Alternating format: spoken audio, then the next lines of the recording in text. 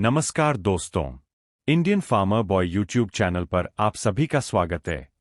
आज के इस वीडियो में मैं आपको आपके गेहूं की फसलों में लगने वाले बीमारियों की पहचान और उसकी उचित निपटान के बारे में बताएंगे, जिससे आप अपने खेतों से बहुत अधिक मात्रा में फसलों की पैदावार प्राप्त कर सकेंगे। चलिए शुरू करते हैं।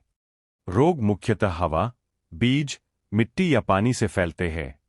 अनुकूल मौसम, ठंडी नम जलवायु, अधिक नमी, कोहरा, देर से बुवाई करने से, संवेदनशील किस्में से, घनी बुवाई से और असंतुलित खाद, अधिक नाइट्रोजन से प्रकोप बढ़ता है।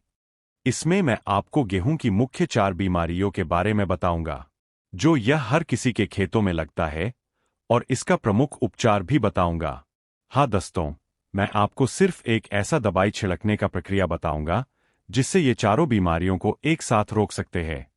हाँ दोस्तों, सिर्फ एक ही दवाई छिड़कने की प्रक्रिया से। पहला है येलो स्ट्राइप्स डिजीज बीमारी, जो पत्तियों पर पीली लंबी धारियां बन जाती है। इन धारियों में पीला पाउडर जैसा स्पोर निकलता है। धीरे धीरे पूरी पत्ती पीली होकर सूखने लगती है। पौधे कमजोर हो जाते हैं और दाना भराव कम हो जाता है। दूसरा है ब्राउन बटा लीफ रस्ट डिजीज बीमारी की पहचान। पत्तियों पर भूरे या नारंगी गोल धब्बे, पस्ट्यूल्स, दिखाई देते हैं। धब्बों से भूरा पाउडर जैसा स्पोर निकलता है। ज्यादा होने पर पूरी पत्ती सूख जाती है। दाना भराव कम हो जाता है। तीसरा है ब्लैक बटा स्टेम रस्ट डिजीज बीमारी की पहचान। तने और पत्तियों पर लंबे काले भूरे धब्बे, धब्बों से काला पाउडर, स्पोर्स निकलता है। तना कमजोर होकर टूट सकता है। दाने का भराव कम हो जाता है। चौथा है पोडरी मिल्ड्यू डिजीज बीमारी की पहचान। पत्तियों पर सफेद आटे जैसा पाउडर दिखाई देता है। धीरे धीरे यह पाउडर पूरी पत्ती और तने पर फैल जाता है। बाद में पत्तियां पीली और सूखी हो जाती है। पौधे की वृद्धि रुक जाती है। और इन सभी चारों बीमारियों को रोकने के लिए मैं अभी एक दवाई छिड़कने का प्रक्रिया बताऊंगा। इसे ध्यान से सुनना। सिर्फ इसी प्रोसेसर को अपनाकर आप इन सभी चारों बीमारियों में से किसी भी बीमारी को रोक सकते हैं। वैज्ञानिक फर्टिलाइजर स्केड्यूल के हिसाब से 1 एकड़ या 1.61 बीघा जमीन में स्टेप बाय स्टेप फर्टिलाइजर देने का गहरी जानकारी मेरी असिस्टेंट बताएंगी। इस हिसाब से आप अपनी बाकी बचे हुए खेतों में भी फर्टिलाइजर दे सकते हैं। नमस्ते दोस्तों, मैं इंडियन फार्मर बॉय का असिस्टेंट बता रही हूँ। Day 1 fungicide spray. पानी की मात्रा 1 एकड़ के लिए कम से कम 180 से 200 लीटर पानी का घोल बनाकर दवाइयों को मिलाया जाता है, क्योंकि कम पानी में दवा उतनी प्रभावी नहीं होती।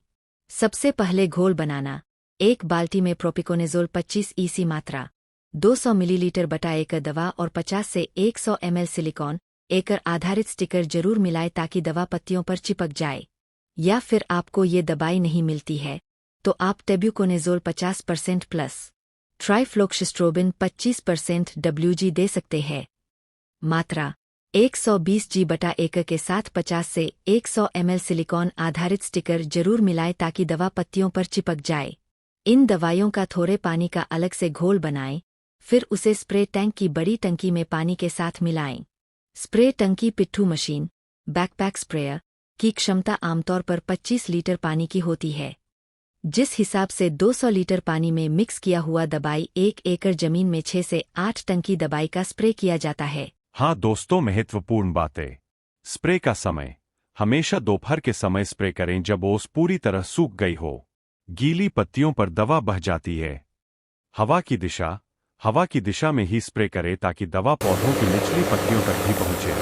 स्प्रे का असर 100% तब होता है जब आप इन बारीकियों का ध्यान रखते हैं। जैसे पानी का चयन, हमेशा साफ पानी का उपयोग करें।